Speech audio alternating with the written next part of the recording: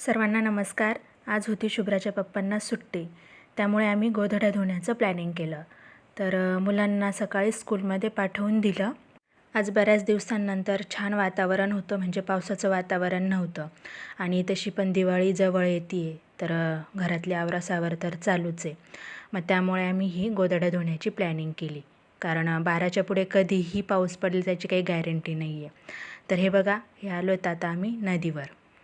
किती छान पाणी दिसतंय. तर हे जे खडक आहे ते नदीमध्येच आहे, त्यामुळे इथे गोधड्या धुवायला इतकं सोपं पडतं. म्हणजे एकदम मोकळी जागा आहे गोधड्या धुण्यासाठी, आपटण्यासाठी. तर घरी ना अशी मोकळी जागाच नाही आहे, म्हणजे बोर वगैरे आहे पण अशी मोकळी जागा नाही, गोधड्या आपटू शकतो आहे.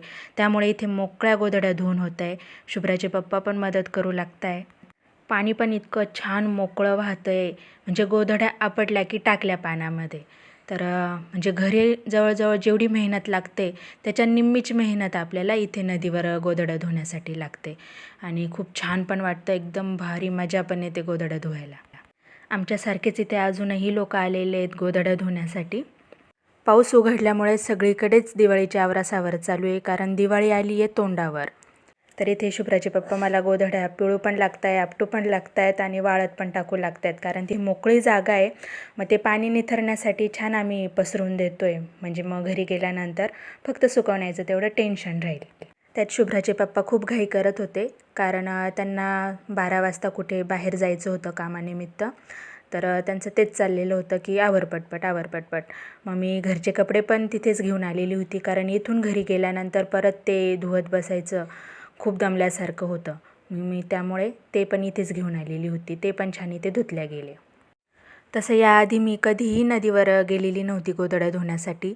पहिलाच अनुभव आहे माझा आणि पहिलीच वेळ आहे नदीवर गोधड्या धुण्यासाठी.